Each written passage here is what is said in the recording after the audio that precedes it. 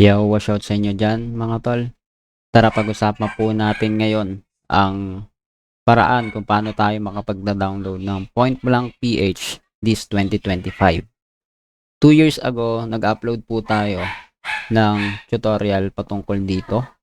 At kamakailan nga lang po ay may nag-comment po sa atin. Sabi po dito ni Zyril, dapat po ba pag nag-download walang error na magaganap?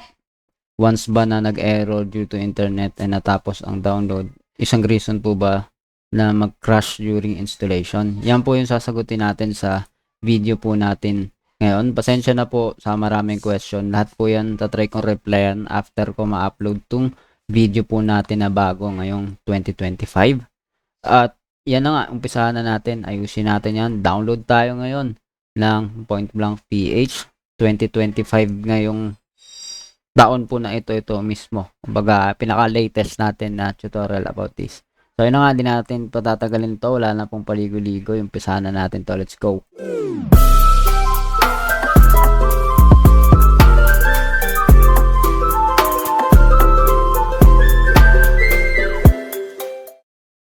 So, yun nga mga tol, no? Umpisahan na natin to. Sabi mo dito ni Cyril, dapat daw ba na kapag nagda-download ay walang error na magaganap, no?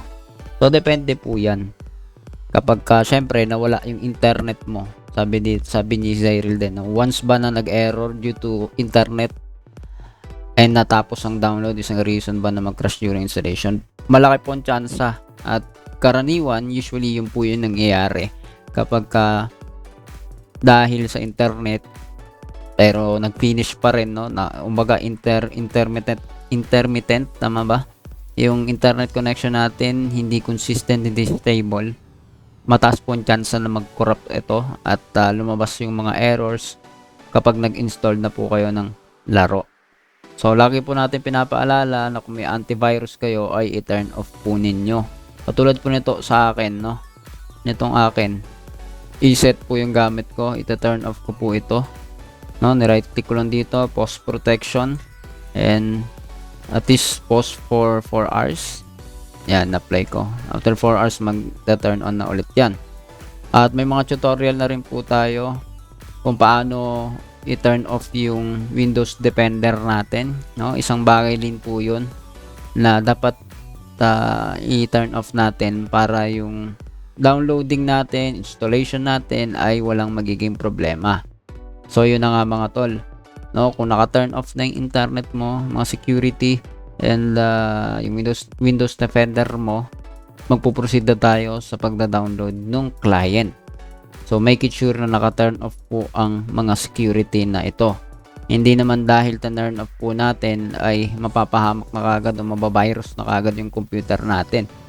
Minsan kasi nadedetect po ng mga security natin yung mga downloads natin as threat or malicious kapag hindi nila kilala. So, ayun na nga. In-explain ko na po yan sa ibang mga videos. So, ayun na. Kung naka-turn off na po lahat yan, punta lang po kayo sa link ni Point Blank. Ilalagay ko na lang din po dyan sa description. So, pagdating ninyo dito sa download page ni Point Blank, mamimili kayo dito ng full client or partial client. Kapag hindi po stable yung internet nyo or hindi continuous na may internet kayo, wala or naka-data lang or something na katulad po nun, hindi malakas, hindi ganun ka goods yung internet ninyo, ito piliin niyo partial, no? Part 1, part 2, part 3. So yan, no, 800 kilobytes, 4 gig and 1 gig. So yan yung mga pagpipilian ninyong mga parts para makapag-download kayo ng mas okay, no? At gagamit po kayo dito ng 7-zip, no, or mga pang extract, no. Mamaya papakita po natin yan, yung isang klase ng archive files. Part 1, part 2, part 3. Yan po yung pagpipilian nyo. Pag hindi gumagana itaas, meron sa baba, link to. Yan din pa. Same lang pong item yan. So ito, part 1, parehang part 1, parehang part 2, parehang part 3. Lahat po yan need ninyo ma-download. Isang 800 kilobytes, isang 4 gig, isang 1 gig. So hindi po siya magtutuloy-tuloy yung extraction kapag ka kulang po yung parts. So in my case, okay naman po internet dito, kaya ang pinili ko dito is yung full client. Ibig sabihin, diretsuhang ida-download mo lahat. So, link to, ganun din. Same lang yan, dalawa po na yan. Isa lang po dyan ang ida-download mo. So, ayan. Pag dinownload po ninyo yan, at nag-finish na po yung downloading ninyo, 4 gig lang po yung laman yung full client. No? So, minimize ko po ito. Desktop natin. Tapos, makikita po ninyo dito, meron na po akong client, no? Which is 4 point something gig. Yung point blank po natin. Ira-run ko lang yan. No? Dinouble click ko lang siya, no? Pero much better kung ira-run as administrator ninyo, no? Tulad po niyan, hindi siya naglo-load kaagad. Naantay ko pa.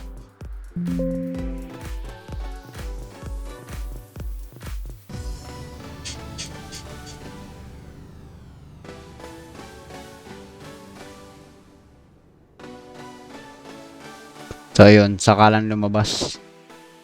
No?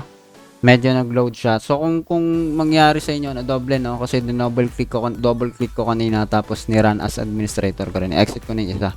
So, nakita ninyo, guys, bago siya mag-open, medyo natagalan. Kasi, kumbaga, parang nag-open siya ng archive. Pero, hindi naman to archive talaga eh. Ibang file siya. So, cancel natin yan. Hindi natin ma-open basta-basta. O, mag-error. So, yung sa mga magda-download ng parts by parts, ang magiging itsura niyan ganito, no? Katulad po nitong file na to. Sample lang yan. So, ayan yung file. 7-zip. Mag-install kayo ng 7-zip. Ito po yung 7-zip, no? Ito yung file na 7-zip. Itong nag-open na window na to. Tapos, extract na ninyo yan. Ganon. Okay? Dadrag lang ninyo or extract here nyo, no? Yan, 7-zip, tapos extract here. Pero, considerate ninyo yung ibang parts. Parts 1, 2, 3, kailangan kompleto yan bago ninyo ma-extract talaga yung tatlong parts na yon. Kung may question kayo doon, pwede kong gawan yan sa susunod na video, yung parts by parts. At ngayon, ang ginawa po natin full client kasi mostly sa atin naman ay full client po yung ginagawa natin. Diba? So, ngayon, pag nag-open na po ito, ni-run as administrator natin, much better po yung run as administrator para walang masyadong maging conflict sa system natin. I-next na po natin yan, no? Hayaan na natin yan kung sa system 32 ba siya naka-ano. So, install natin.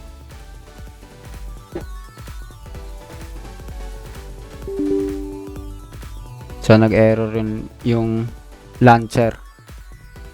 Try natin ulit. Run as natin ulit. So, lipat natin. Kasi naka-system 32 siya. Baka problema lang yan doon. No? So, gawin nating local C. Make new folder tayo. Tapos, point blank. PH. Gumawa na lang ako ng panibagong folder sa local disk C. Ulitin ko. Delete natin. Oo, ito.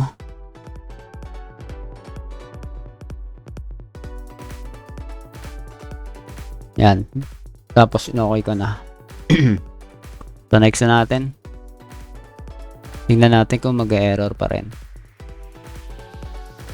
So, nagdiretso na siya mga tol. Ganun lang yung gawin ninyo kung saan ninyo gusto ilagay yung folder. So, in my case, nilagay ko siya sa local disk C. Tapos, nag-create ako ng panibagong folder na kung tatawagin ay point blank PH. Yun yung pinangalan ko na. So, ayan. Next na natin. I agree.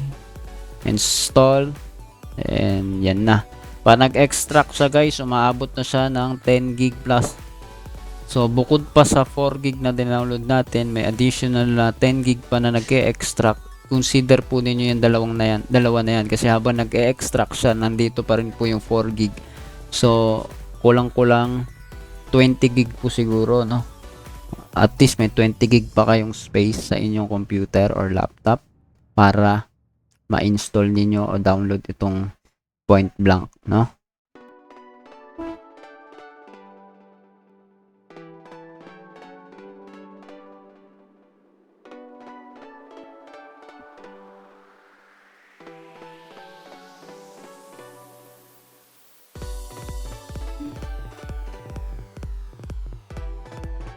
Okay.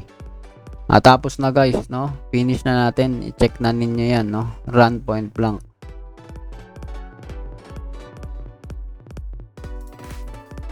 So, Philippines, no?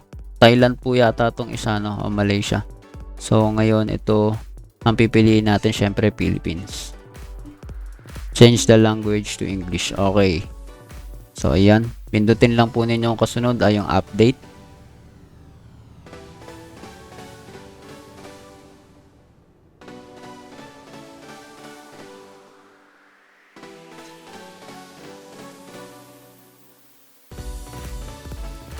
So, I think it will take some time din talaga pag mag-update, download ng patch.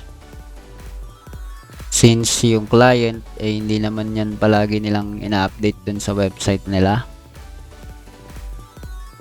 So, patience lang. Antayin lang natin matapos. So, habang nag-update siya, nagda-download siya ng patch, try natin mag-login mga tol, no? So, for security purpose, ipapost ko muna yung video kung saan nakalagin na ako sa point blank. Kung magre-register kayo, pindutin lang ninyo itong sa ilalim, you have not an account. So, parang mali pa yung grammar, no? So, open lang ninyo yung Google Chrome. So, ayan, or anong browser man ang gamit ninyo. Then, mag-open up na itong login page. Dapat dito yung login page, no? Pero since medyo mahirap siya intindihin, balik na lang kayo dun sa mismong point blank Zepeto. Dito kayo mag-create, no, sa registration. So, yun. Maglalagin lang ako. Popost ko lang saglit. So, yun guys. As you can see, nakalagin na po ako dito sa may itaas.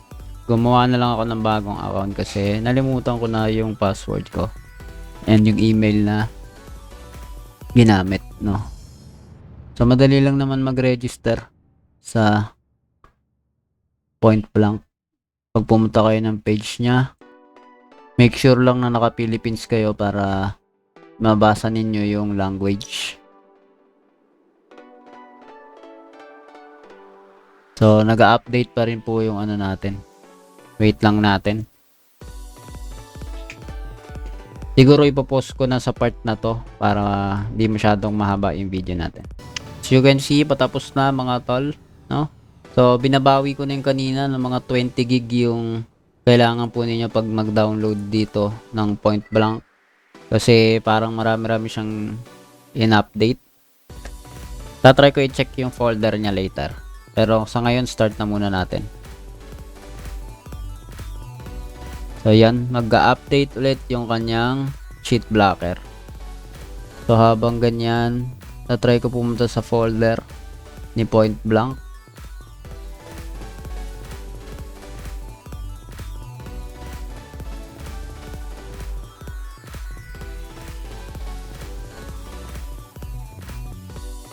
And sinubukan ko tignan yung mismong folder at umabot na siya ng 13.4 gig o 13.5 gig.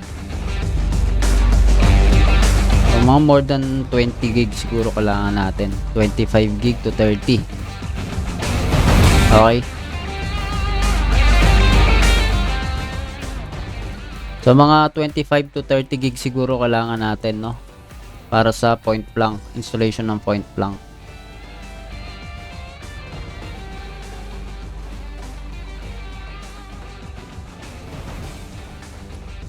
Ayan.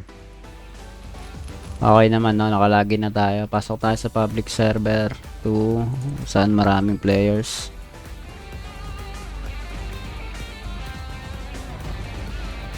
Hindi na gumagana yung ginawa ko dati. So, ayan.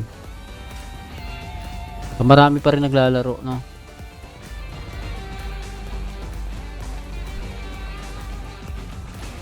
Ayos yung point blank mga tol, na buhay pa yung community niya. Dami pa rin naglalaro, no? So, ba bang pwede natin check dito? O, ganun lang, no?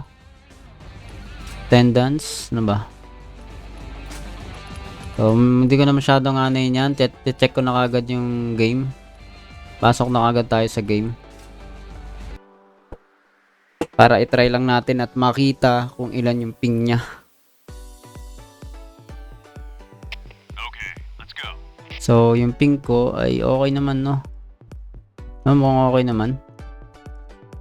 Hindi naman masama yung ping natin. Since Philippines din naman to.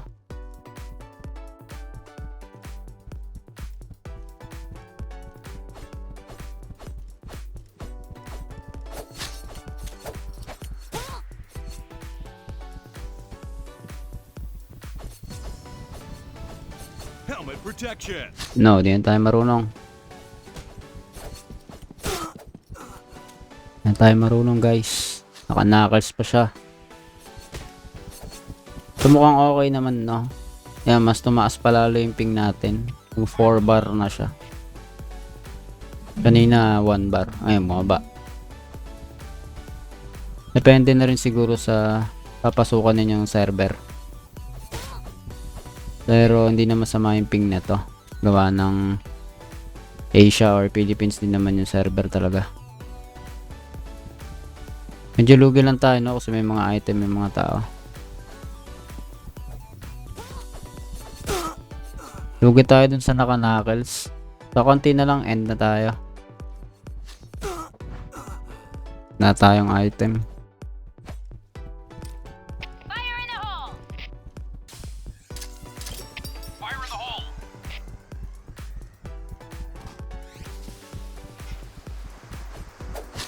Fire in the hole. Daya ng mga item nila, haba. Lugi, naka-bamboo stick.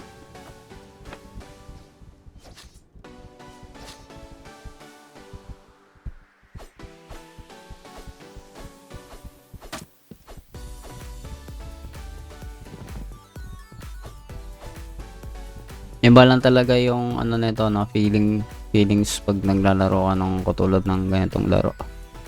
Throwback talaga. Ang hindi lang throwback dito, may mga bamboo spear na. Last. Hindi tayo nakaka-score pa. Lugi tayo, naka-knife lang. Ayos na yung ping natin, no? 4 pa rin. 4 bar. Headshot. Nakascore na tayo. Pwede na yun. Try natin talunin ito naka-bamboo stick. Lugi talaga. Sige na. Hanggang dito na lang mga tol. No? Ipapaalam na tayo. So, yun lang. Ganun lang kadali. Kung may question ka pa, comment down below. Kung may question pa kayo, comment down below. And please do not forget to hit the subscribe button. Itong channel natin na Pixel Guide PH, dito na tayo nag-upload ng mga tutorial natin. At sa kabila ay more on vlogs na po tayo. Politics, reaction, etc. doon sa iMash PH dito, tutorial sa Pixel Guide PH. So yun lang, hanggang dito na lang. See you ulit sa susunod na video.